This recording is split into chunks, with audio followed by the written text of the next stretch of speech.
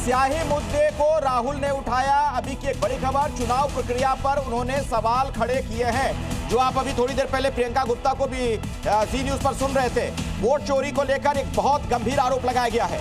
तो बड़ी जानकारी एक बार फिर से आपको बता रहे हैं, चुनाव प्रक्रिया पर राहुल गांधी ने सवाल उठाए। इस वक्त की सबसे बड़ी खबर, वोट चोरी एंटी नेशनल एक्ट, ये कहा गया है राहुल गांधी की तरफ से। स्याही मुद्दे को एक बार फिर से राहुल गांधी ने चुनावी प्रक्रिया पर सवाल उठाया। कुछ श्रीवास्तव, समझ में आता हूँ, जब चोरी हो जाती है, मैं मान ले रहा हूँ चोरी हुई, तब आपकी आंखें खुलती हैं। आप कौन सी राजनीति कर रहे हो? राष्ट्रीय स्तर की राजनीति कर रहे हो, विपक्ष के नेता हो देश के, और आपको 2 साल लग जाता है कर्नाटक की विधानसभा के एनालिसिस करने पर। ये मेरी समझ में नहीं आता। और ये ऐसे सवाल हैं जो बिल्कुल असंभव से सवाल हैं।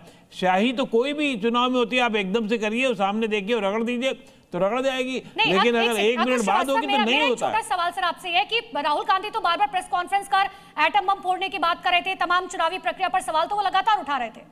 नहीं, निश्चित रूप से उठा रहे हैं, लेकिन वो गलत समय पर गलत तरीके से उठाते हैं। उनको बहुत, अगर मैं फिर कह रहा हूं, अब आपको 1 मिनट लूंगा, अगर वो बिहार में अगर ये प्रेस कॉन्फ्रेंस कर रहे थे कुछ दिनों पहले, तो बिहार के ऊपर वहां के वोट चोरी पर बात करते, वहां के लोगों को लगा करके वो सबूत लाते, समझ में नहीं आता।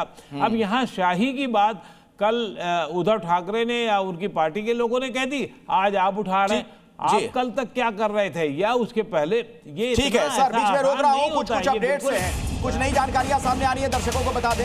आता हूं सर, नासिक निकाय चुनाव पर एक बड़ी खबर सामने आ रही है। वहां से जो जानकारी मिल रही है, नासिक में बीजेपी 7 सीटों पर आगे चल रही है। ठाकरे की शिवसेना फिलहाल 2 सीटों पर आगे है।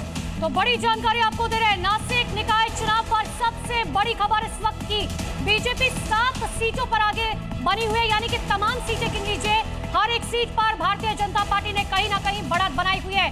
फिलहाल ठाकरे की शिवसेना 2 सीटों पर आगे चल रही है। प्रियंका गुप्ता लगातार मेरे साथ बनी हुई है। प्रियंका जी, आपने कुछ श्रीवास्तव को सुना होगा। एक आंकड़ा जरा मैं दे दूं पहले अनुपमा। दरअसल नासिक म्युनिसिपल कॉर्पोरेशन की बात की जाए, कुल यहां पर 122 सीटें हैं और बीजेपी फिलहाल 7 पर आगे, शिंदे की शिवसेना 4 पर, राष्ट्रवादी जो अजित पवार वाली पार्टी है एनसीपी 2 पर आगे है, ठाकरे की शिवसेना 2 पर आगे है और कांग्रेस का खाता नहीं खुलता हुआ दिख रहा है। अब प्रियंका जी जवाब दीजिए जो अनुपमा कह रही थी। प्रियंका जी, अकुश श्रीवास्तव को आपने सुना होगा, साफ तौर पर वो कह रहे हैं कि देखिए राहुल गांधी मुद्दे तो उठाते हैं लेकिन सही समय पर नहीं उठाते।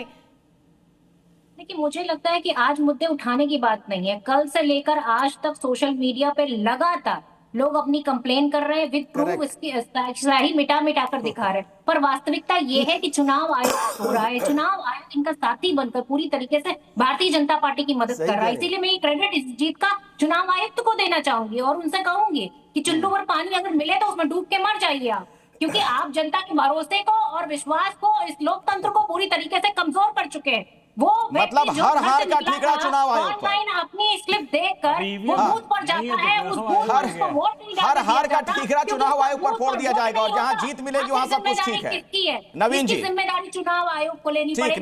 नवीन जी आइए डिबेट में। देखिए नवीन जी, बहुत देर से कुछ कहना चाह रहे थे। प्रियंका जी, हाँ मैं कह रही तो प्रियंका जी को बात समझ में आ गई, ये सब मुद्दे उठाने करनी है, लेकिन राहुल गांधी को समझ में नहीं आई। एक मिनट सुनिए, आप मेरी बात सुनिए, आप बात तो सुनिए, अरे सुनिए, जरा सा धैर्य रखिए, आप राहुल गांधी की तरफ मत चलिए। देखिए, प्रियंका जी को बात समझ में आ गई,